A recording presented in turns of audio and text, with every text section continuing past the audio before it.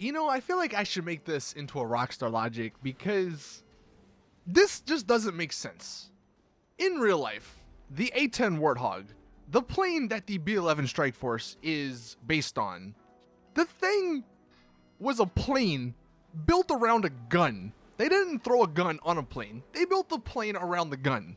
So you would think if Rockstar are going to add that to the game, to GTA Online, that they would be true to that vehicle and have it where the gun is good. And I already made the video showing you guys why the gun's not so good. I'll show some more examples in this video. But it's not just the gun. There are so many things about this vehicle that just make you question yourself. Now I'm going to show you guys about 13 or 14 things that you need to know before you purchase this vehicle. Now, if you already have purchased it, I'm kind of sorry because you probably wasted $4.5 million. The thing costs $3.8 million, but with all the upgrades that you're going to have to put on it, you're going to be spending probably like $4.5 million. It does have some decent customization, at least for planes. Like, it's got some all right liveries, and there's two colors that you can, like, there's a primary and a secondary. So as far as that, it's average. But let's talk about some of the things that you need to know. We'll start with the good things before we get into the bad things. So the good things, it actually doesn't stall when going straight up, which doesn't happen in any of the other planes. And the Hydra, the Laser, and some of the other ones, when you go straight up, you'll eventually run out of speed and your plane will stall. Now, this isn't the biggest of deals, but if you ever plan on going just straight up, the B-11 Strikeforce is actually the plane you're going to want to do that in. Another thing, it actually has countermeasures. Out of all the jets in the game, this is the only one that has countermeasures. I know some of the other planes do, but I'm talking about the Hydra and the Laser. If you compare this one to that one, or those two, then this one has the countermeasures. It also has bombs that you can drop. And this is a good thing. It's also sort of a bad thing. I don't know exactly how many because there's no numbered amount, at least that it shows, but it does run out fairly quickly. I don't know if this is 50 or if this is 100 or if it's like 75, but you can see I was just letting them all go and I wanted to see how long it would take to run out. And it took, I don't know, like 15, maybe 20 seconds for it to run out. It went pretty quickly, I feel like. So if you are planning on using the bombs, just know they do run out. Another really cool little feature, if you are planning on using this to take out other people, it doesn't actually have a unique icon on the minimap. So if you're flying it around, it just has the standard plane icon. And that's good because people won't know that you're in an A-10 Warthog or that you're in the B-11 Strikeforce, and they may not expect you to blow them up. Now, it's also kind of a WTF sort of thing, because like, did Rockstar just forget about that? I don't know, but it doesn't have a unique icon, which is good to be sort of inconspicuous. And as far as handling goes, I would say it's a pretty well handled aircraft. It's not as crazy as some of the other ones. If you throw the racing handling on, you may want to play with that a little bit, which unfortunately is going to cost you some money. Maybe go with the smooth handling. That's usually like the best on average. But with the handling upgrade, it actually is really good in dogfights. It can turn. It can outturn most of the other planes in the game. I believe there's only a few that it can't outturn.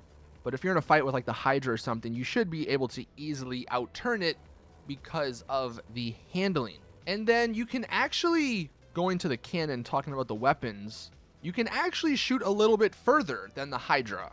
So I just tested this, very simply in single player, and I was shooting against the wall. You can see with the Hydra, about on the runway is where you start to not see. Like if I backed up any further, you wouldn't see the cannon hit the wall. So it's got, however far that is. But when we go with the B-11 Strikeforce, we can go a little bit further back, and you can still see it on the wall. Now the explosive and everything, it's not as big because the rate of fire, and we'll touch on all that stuff in a second. But you can definitely see it still on the wall, and that does add a little bit to this. It has, what is that? I don't know, like 20 meters or, 20 feet, whatever distance from the Hydra to the Strikeforce, it has that extra bit of reach with the cannon. And then one other little thing, speaking of the cannon, if you want to aim a little bit better, you can hit the right stick in, and I believe this applies to like most of the planes in the game. But if you hit the right stick in, it's, I think, a lot easier to handle and to shoot and to aim with it. So all in all, it's got some pretty decent pros, right? But let's talk about the cons, because this is where you start questioning why Rockstar even put this into the game. So I know people said that it is pretty fast when you go to higher altitudes, but I don't know, at least in single player, when I tested this with the speedometer, it didn't go that fast. So for instance, look, this is the Hydra first. When we are low, I believe it maxes out at like 160, maybe 70 miles per hour, and this is, you know, low by the streets. When we go up in the air though, at like sort of the limit that you can go, it goes to like 200, I believe. So pretty good, right? But then when we go to the B-11, down low, it only goes 130. Maybe a little bit higher. Obviously, if you're angling it, it goes a little bit higher, but just like straight on, it's about 130, which is not very fast. And then when we go up top into the sky, I only got it to go like 160, maybe 165, which is actually slower than the Hydra was down below. So this thing is not very fast. Now it makes up for that in some other parts, but it's very slow. So if you are expecting a fast jet, don't with this one. Also, the cannon. The cannon is not good. Like I mentioned at the beginning, you would think this would have a good cannon, but it doesn't. And compared to the other cannons on the other jets, this one is the slowest and the weakest. The rate of fire is significantly less, and it doesn't do nearly as much damage. And it actually doesn't do any AoE. Well, it does a little AoE damage to players, but to cars, it doesn't. What I mean by that, check out this. So there's a car, there's an adder right here. I'm shooting right over it. There's freaking millions of explosions happening right next to it, and nothing is happening to the car. But when I do hit it straight on, it blows up. So with this, you have to be very, very accurate. There's going to be no AoE damage to vehicles. If you don't hit them straight on, you're not going to do any damage. But once you do hit them straight on, it does kill it fairly quickly. But that is something that, you know, not many people have good accuracy with planes. As far as people go, if you do hit them straight on, it's mainly a one-shot kill. I think sometimes if they have like full armor on, it may not hit them, or it may not kill them in one shot. But I would say for the most part, if you hit someone straight on, they're going to die. But the problem is, that's very hard to do. Like in the Hydra and the laser, if someone's on a beach, let's say, and you're going in for like a kill, as long as you shoot relatively close to them, you'll kill them because of the explosion damage. But on this, the explosion damage does like no damage. And you can see it took like 4 tries when I shot next to my friend here to actually kill him with the AoE damage from the explosions. So if you don't hit them straight on, if they're just on foot, you're really not going to kill them. And that's very, very unfortunate. One of the other WTFs, this thing only has 30 homing missiles. No other plane or aircraft in the game has a limited amount of homing missiles except for this one.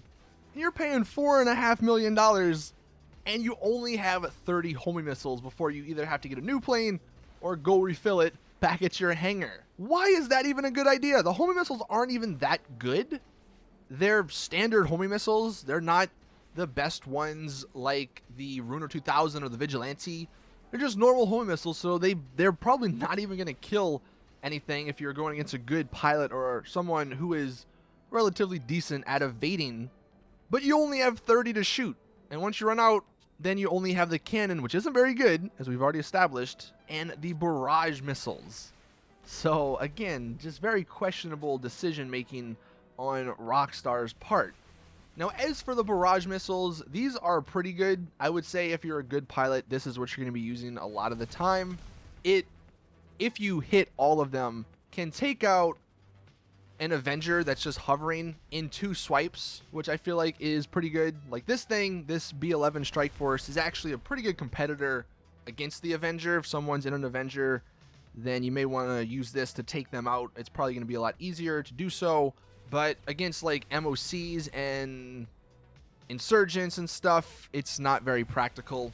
Those vehicles are just way too armored, and unless you hit like 30 of these barrage missiles, you're not gonna kill them. I mean, you can see my friend here just parked on the beach, and yeah, I'm not the greatest pilot with the greatest accuracy, but even in like the 5 or 6 passes with the barrage missiles, like nothing was done to his insurgent.